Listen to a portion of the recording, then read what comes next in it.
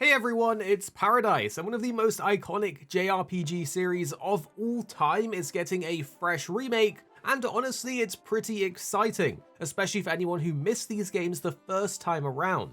If you've played RPGs, particularly JRPGs, there's no way that you haven't at least heard the name Dragon Quest. This legendary franchise helped shape the entire genre, inspiring games like Final Fantasy and countless others. So when we heard that Dragon Quest 1 and 2 are getting the HD 2D remake treatment, we knew we had to at least check it out. And thanks to Square Enix, we were invited down to their offices to go hands-on and actually preview the game.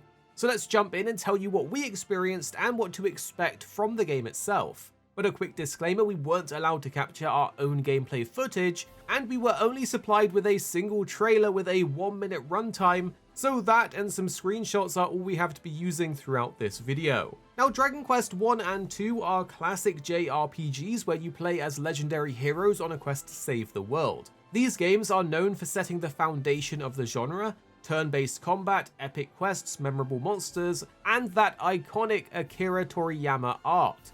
These things are what makes them classics, and they were doing this long before it became the JRPG blueprint that we know today. Now these games are coming back as Dragon Quest 1 and 2 HD 2D Remake, which is releasing in 2025 for Nintendo Switch, PS5, Xbox Series X, and Steam. So whether you're a long-time fan or a new player, it is the perfect excuse to jump back into this legendary series, but now with better visuals. Story-wise, Dragon Quest 1 and 2 will drop you into a classic high fantasy world, where you're not just fighting monsters, you're also stepping into a legend. In the first game, you take on the role of a hero destined to save the kingdom, facing down dark forces and uncovering long-lost secrets along the way. What is especially interesting though is that Dragon Quest 2 doesn't just retread the same path, it jumps forward in time, putting you in control of the next generation, the descendants of the original hero, as they team up to confront an even bigger threat spreading across the land. One of the biggest questions that we had was, what exactly is Dragon Quest 1 and 2 HD 2D Remake? Because remakes and remasters mean a lot of different things these days. So here's the deal: Dragon Quest 1 and 2 HD 2D Remake is basically a full visual overhaul of the first two Dragon Quest games. It uses the same HD 2D style that you've probably seen in Octopath Traveler, Triangle Strategy, or Live a Life. If you've seen the recent Dragon Quest 3 HD 2D Remake, it's on that same level with a lot of attention to detail. If you are interested in the Quest series, then you might be wondering, why did they remake 3 first and not 1 and 2? Well, that's because timeline-wise, 3 is actually the start of the story. The 3 games make up what's called the Erdrick Trilogy, and 3 is set way before 1 and 2.